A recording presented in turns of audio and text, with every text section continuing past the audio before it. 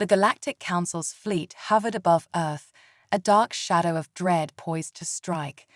From the flagship, Commander Thol of the Kardashian Empire sneered at the small blue planet. 24 hours, he thought, and this insignificant species will either submit or be obliterated. As the message reached Earth's leaders, panic surged across the globe. Cities erupted in chaos, with riots, mass evacuations, and military forces bracing for the inevitable attack. The ultimatum seemed final: surrender or perish. In the heart of Washington, the President of the United States gathered his top advisors in a war room teeming with tension. Satellite images displayed the vast alien fleet, while military leaders debated their limited options. At the center of the room stood Dr. Darren Webb, a brilliant but eccentric physicist, disheveled and clutching a stack of papers. He had been working on something secret, something audacious. "Mr. President," Webb said, slapping his blueprints on the table, "this is it. A lunar rail gun, built into the moon. It can fire a projectile at near-relativistic speeds. One shot can wipe out their fleet." The room fell silent as the leaders stared at the diagrams. "You can't be serious," a general scoffed. But Webb's wild eyes told a different story. It was Earth's last desperate gamble. The hours after the destruction of the Kardashian Armada were eerily silent. Humanity had survived, but the price had been high.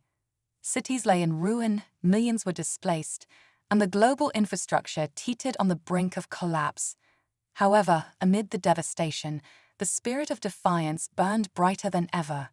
For the first time in history, Earth had stood united against a common enemy and won. But the war was far from over, and humanity knew it. Dr. Darren Webb, the eccentric genius whose lunar rail gun had decimated the Kardashian fleet, was already planning the next phase. Standing in the ruins of his makeshift control room on the moon, Webb stared at the holographic map of the solar system. His mind raced, thinking of new strategies, new weapons, and new ways to take the fight to the enemy before they could regroup. Back on Earth, General Hawkins surveyed the destruction with grim determination. "We need to act fast, Webb. They'll be back with reinforcements, and we can't afford to wait until they strike again." Webb nodded, his eyes fixed on a particular spot in the hologram, a distant moon orbiting a gas giant in the Kardashian home system. "We won't wait. We're taking the fight to them. Their supply depot is here. If we hit it, we cripple their ability to sustain a prolonged war, but we can't do it with what we have left." General Hawkins raised an eyebrow. "What do you suggest? Our fleet is in shambles." Webb grinned, a hint of madness gleaming in his eyes. "We use theirs." In the days that followed, the remnants of the Kardashian flagship, now dubbed the Phoenix, were hauled to Earth. It was a hulking, damaged beast of a ship, still smoldering from its crash landing, but with enough Kardashian tech intact to serve as humanity's next hope. Engineers and scientists worked around the clock, fusing human ingenuity with alien technology. Welders sparked, computers hummed, and within weeks, the once feared alien ship was ready to launch, this time with a human crew. Webb oversaw every detail of the project, his hands and mind constantly in motion. He knew the risks. The ship was barely functional, a patchwork of human and alien engineering. But if it worked, it could give Earth the edge it so desperately needed. Rodriguez, his chief engineer, was more skeptical. "This thing's held together by spit and duct tape, Webb. I give it one jump before it falls apart," Rodriguez muttered as he wiped his hands on a grease-stained rag. Webb smirked. "Then let's make that jump count." The day of the launch arrived. In a secret base hidden deep beneath the Rocky Mountains, the crew of the Phoenix gathered for one last briefing. Webb stood at the front, a holographic display of the Kardashian supply depot rotating slowly behind him. "This is it, folks," he began, his voice steady but intense. "That depot is the heart of their operations in this sector. Take it out, and we buy Earth the time it needs to rebuild, to defend itself against whatever comes next." Admiral Chen, the mission's commanding officer, stepped forward. We'll jump into their system under the cover of their own jamming signals. By the time they realize we're there, we'll already be raining hell down on them." The crew exchanged tense glances. They knew the stakes. They knew the odds. But every one of them was prepared to give their life for Earth, for humanity. The launch went smoother than anyone had expected. The Phoenix, though cobbled together, rolled to life and ascended into the atmosphere with a grace that belied its hodgepodge construction. From the bridge, Webb watched the stars blur as the ship entered faster than light travel. His heart raced. This was it, the culmination of all his mad theories and desperate ideas. Approaching the jump point, the navigator announced. Webb glanced at Admiral Chen, who gave a curt nod. "On my mark, 3, 2, 1, jump." Space around them twisted and warped as the Phoenix tore through the fabric of reality, hurtling toward its destination. For a moment, everything was still. Then, with a violent lurch, the ship dropped out of FTL, and the Kardashian supply depot came into view. It was a sprawling complex, a web of ships, factories, and docking stations spread across the surface of a barren moon. Webb's eyes gleamed. There it is, hit them hard and fast. The first salvo from the Phoenix caught the Kardashians completely off guard. Missiles and railgun slugs tore through their defenses, reducing ships and supply depots to smoldering wreckage. Alarms blared, and Kardashian ships scrambled to return fire. But the chaos of the surprise attack worked in humanity's favor. Webb monitored the battle from the tactical display, barking orders to the gunners and engineers. The ship rattled and groaned under the strain of the assault, but it held together. "For now, concentrate fire on their fuel reserves," Webb ordered. "We want this place burning from the inside out." Admiral Chen's voice crackled over the comms. "We're taking heavy fire. Shields are failing. We need to make this quick." Webb didn't respond. His focus was entirely on the battle, on the ebb and flow of the fight. The Kardashian forces were regrouping, launching waves of fighters and capital ships at the Phoenix. It was only a matter of time before they overwhelmed the human vessel. "Rodriguez," Webb shouted into the comm. "How long until we lose shields?" "Minutes, maybe less." Rodriguez yelled back over the sound of sparking consoles. "This thing's falling apart, Webb." "Then we take them with us," Webb muttered under his breath. As the battle raged on, the Phoenix took hit after hit. Fires broke out across the ship, and the hull creaked ominously. The crew fought valiantly, but the Kardashian forces were too many, too well organized. Admiral Chen gritted his teeth as the ship's alarms blared. "We need to pull out, Webb. We're not going to last much longer." But Webb wasn't listening. His eyes were locked on the tactical display, on a massive fuel depot located near the center of the Kardashian complex. If they could destroy it, the entire supply depot would go up in flames, crippling the Kardashian war effort for months, maybe even years. "We're not leaving," Webb growled. "Not yet." He slammed his hand on the console, issuing the final command. The Phoenix engines roared to life, and the ship accelerated toward the fuel depot, weapons firing relentlessly. The Kardashian defenses tried to stop them, but it was too late. With a deafening explosion, the fuel depot detonated, sending shockwaves across the moon. Fire and debris filled the sky as the entire supply complex began to collapse in on itself. Webb watched the destruction with grim satisfaction. "Mission accomplished," he whispered. But as the Phoenix turned to make its escape, disaster struck. A Kardashian cruiser, its hull glowing red-hot from the battle, slammed into the human ship, tearing through its engines. Alarms blared as the Phoenix spiraled out of control, its systems failing one by one. "We're not going to make it," Rodriguez yelled over the comm. Webb gripped the arms of his chair, his mind racing. They had won the battle, but now they were trapped in enemy territory with no way out. His eyes darted to the tactical display, where the remnants of the Kardashian fleet were regrouping. "We have to abandon ship," Admiral Chen ordered. "Get to the escape pods." Webb hesitated for a moment, then nodded. Do it.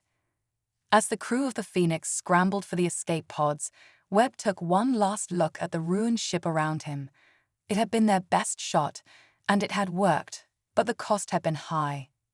With a heavy heart, he boarded an escape pod and launched into the void, watching as the Phoenix erupted in a final fiery explosion. The battle was over, but the war was far from won.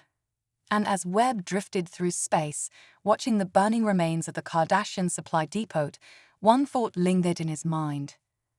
The fight for humanity's survival had only just begun. Floating in a dark void of space, Dr. Darren Webb and the surviving crew of the Phoenix was silent, their escape pods adrift among the wreckage of the Kardashian supply depot.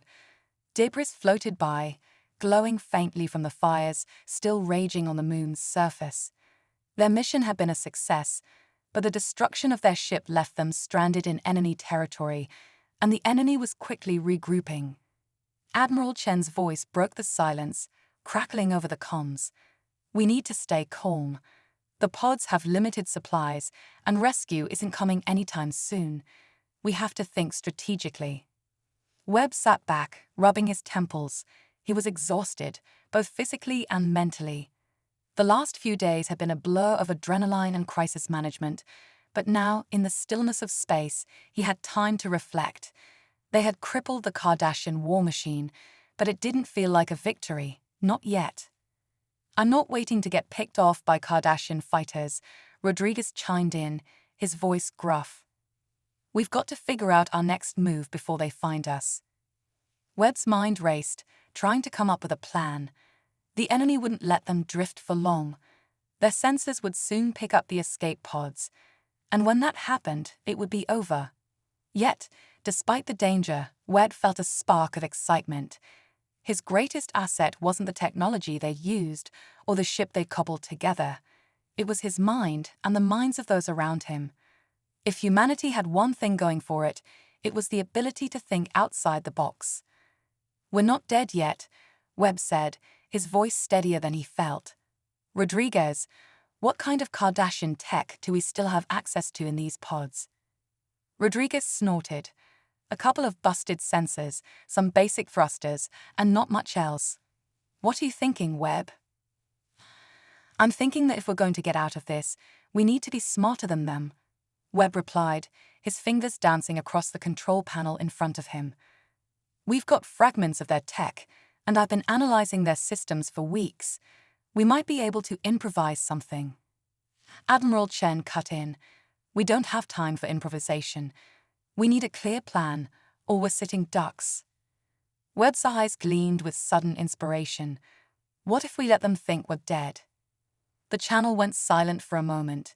Explain, Chen said cautiously. We're surrounded by wreckage, right? If we can make our pods blend in with the debris field, we might be able to hide long enough for them to pass us by. Then, when the coast is clear, we'll make a run for it. There's an old asteroid mining facility nearby. It's abandoned, but we can use it as a temporary base. Rodriguez grumbled. That's a lot of ifs, Webb. You're banking on them, not sweeping the area. Webb smiled grimly. It's better than waiting here to be vaporized. Plus, we can modify our signals to mimic the wreckage. I've been studying Kardashian ship systems. Their sensors prioritize active threats. If we can make ourselves look like lifeless debris, we stand a chance. Chen hesitated, then nodded. It's risky, but it's the best option we've got. Let's make it happen. For the next hour, the escape pods hummed with activity as Webb and Rodriguez worked to modify their systems. Sweat dripped down Webb's brow as he rerouted power to the pod's communications arrays, overriding the Kardashian tech that had been salvaged from the Phoenix. They were on borrowed time. In the distance, the faint glimmer of Kardashian ships could be seen, moving in to investigate the wreckage of their destroyed depot. Rodriguez cursed as a fuse blew, sparks flying from his console. This junk is barely holding together, Webb. You sure about this? Keep at it, Webb barked. We're almost there. Finally, the modifications were complete. The escape pod's signals were now indistinguishable from the debris field surrounding them. They were, for all intents and purposes, invisible. Admiral Chen's voice was calm but tense. "All units, power down. We're going dark. No transmissions. No movement. We wait until they pass." Webb's pod went dark, the hum of the systems dying down to a low whisper. He floated in the eerie silence, his heart pounding in his chest. Outside, the Kardashian ships moved closer, their searchlights sweeping through the wreckage.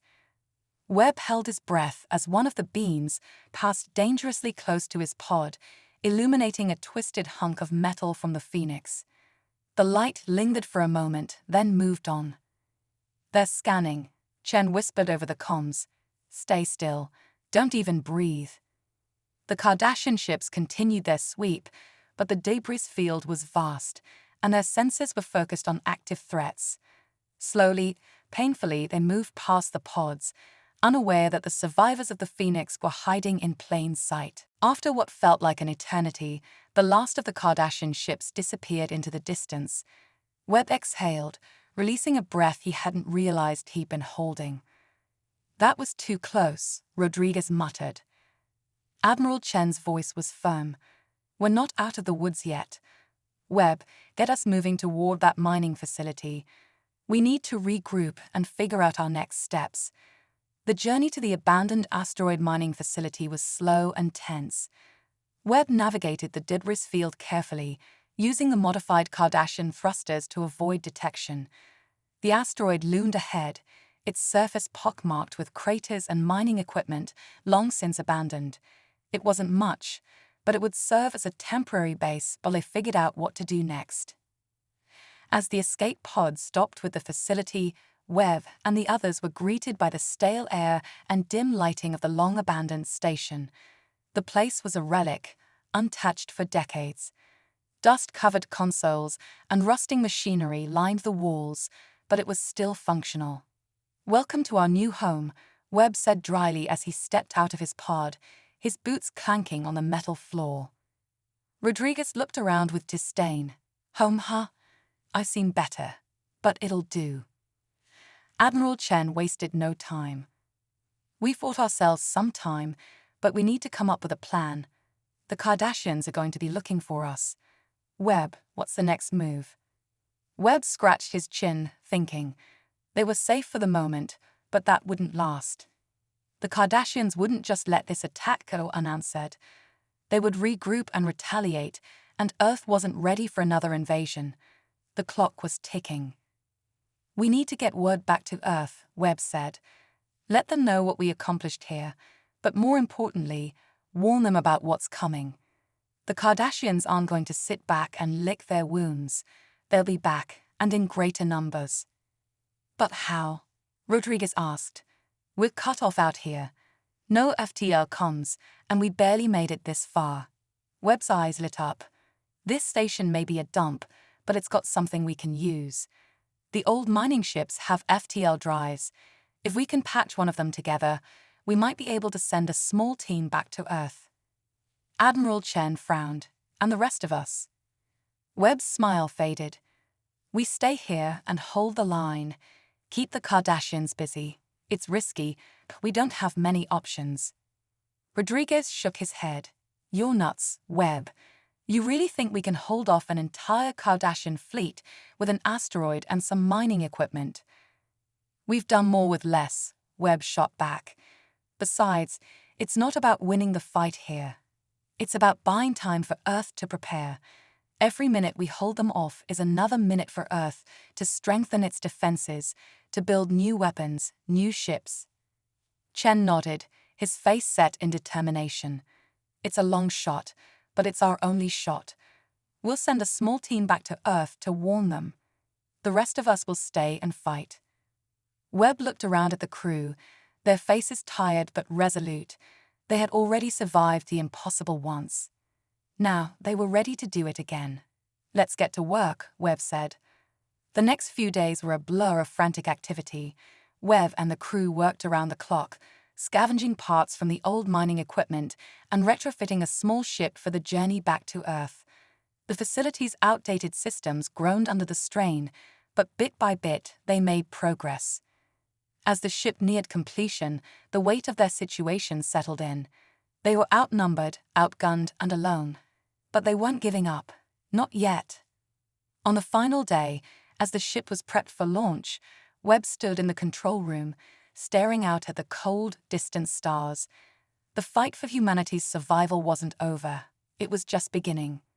And if the Kardashians thought they had seen the last of Earth's defiance, they were in for a rude awakening. The old mining ship rattled and groaned as it powered up, its ancient systems struggling to meet the demands Webb and the crew placed on it. Inside the control room of the asteroid facility, Webb watched the launch preparations on a flickering monitor.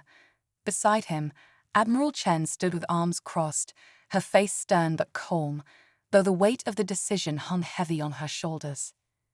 "You sure this thing will hold together?" Rodriguez grumbled, his voice crackling over the comms. Webb glanced at the readouts. "It's not about how sure I am. It's about making sure we've done everything we can. The ship's in bad shape, but it's got enough juice for one trip.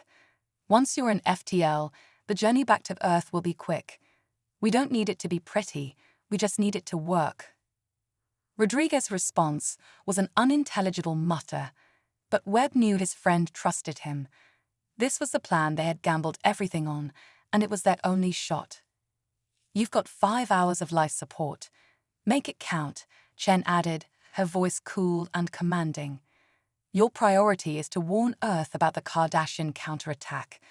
After that, you do what you can to organize reinforcements. We'll hold them off here as long as we can." Rodriguez shifted nervously in his seat, checking the ship's controls. Beside him, Lieutenant Sarah Foster adjusted her helmet. She was one of the best pilots in the fleet, and Webb knew that if anyone could get Rodriguez back to Earth safely, it was her. Still, the reality of their situation weighed heavily on him. Sending 2 people to Earth was a calculated risk. Every crew member counted in their fight to delay the Kardashians. "I'll see you guys on the other side," Rodriguez finally said, his voice softening for a moment as he looked back at the rest of the crew through the ship's rear camera. Webb nodded, even though Rodriguez couldn't see him. "We're counting on you." With that, the countdown began. The ship's engines flared to life, and moments later, it shot forward, leaving the asteroid facility behind. The makeshift vessel disappeared into the blackness of space, its trajectory set for Earth. Back on the station, silence reigned as Webb, Chen, and the remaining crew members watched the ship's progress on the monitor. There was no celebration, no sigh of relief. They all knew that the real battle was still ahead of them. They were the ones left behind to face the coming storm. "What now?" Webb asked, breaking the heavy silence. Chen glanced at him, her expression unreadable. "Now we prepare for war. We've got to fortify this station, turn every piece of old tech into a weapon, and figure out how to survive long enough for Earth to respond." Webb took a deep breath. The asteroid mining facility had been abandoned for a reason. It was obsolete. The Kardashian fleet would sweep through this sector within days, if not sooner. The mining station's defenses were minimal, and the mining equipment itself was practically junk. But Webb had a knack for making the most out of nothing. They all did. "We need to figure out how to maximize our advantage," Webb said. "They'll underestimate us. Let's make sure that mistake costs them." Chen nodded. "Agreed. Get the crew working on fortifications and retooling any usable tech. We need every piece of hardware we can salvage turned into something that will help us hold this rock." Hours passed as the crew of the asteroid facility worked tirelessly to prepare for the impending battle. The station's ancient systems sputtered to life, repurposed into makeshift defenses. Mining lasers were recalibrated into weapon systems, and the asteroid's natural tunnels were reinforced as potential choke points for when the Kardashians inevitably boarded. Webb felt a sense of urgency, knowing their time was running out. Every scan of the surrounding space brought the same results. No sign of Kardashian ships yet, but they were coming. It was only a matter of time. In the back of Webb's mind, a question gnawed at him. Could they really hold out long enough for Earth to respond? The mining station was a far cry from a military base, and while the crew was resourceful, they were up against an enemy that outmatched them in every conceivable way. But that was the story of humanity's existence, wasn't it? Outmatched, outnumbered, and underestimated, yet still standing. As Webb worked on one of the old mining laser systems, his comm unit buzzed to life. It was Chen. "Webb, I need you in the control room. Now." He dropped his tools and jogged through the dimly lit corridors of the station, arriving in the control room a few moments later. Chen was standing at the central console, her face grim. On the main screen, a large blip had appeared. "Is that?" Webb began, his stomach sinking. Chen nodded. "It's them. A Kardashian scouting ship. They're sweeping the sector, looking for survivors." Webb's mind raced.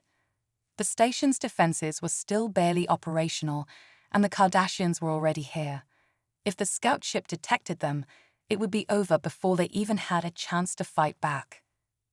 "We need to keep them from reporting back to their fleet," Chen said, her voice low but urgent. "If they figure out we're hiding here, they'll send the full force of their armada to wipe us out." Webb stared at the blip on the screen, his heart pounding. "Do we have enough firepower to take them out?" Chen shook her head. "Not directly, but we don't need to fight them head-on." A smile tugged at the corners of Webb's mouth as he realized what she was implying. "We use the station itself." Chen nodded. "Exactly. If we can lure the scout ship close enough to the asteroid, we can detonate part of the mining facility and take them out in one hit. It's risky, but it might be our only shot." Webb's mind raced with calculations. We'd have to time it perfectly. If we blow the wrong section, we could destabilize the whole facility and kill ourselves in the process. "That's why I'm putting you in charge of the timing," Chen said. "You're the one who knows this place inside and out." Webb swallowed hard. No pressure, then. The plan was hastily put into action. The crew worked to rig one of the asteroid's largest mining tunnels with explosives, placing the charges in key locations to create a controlled collapse.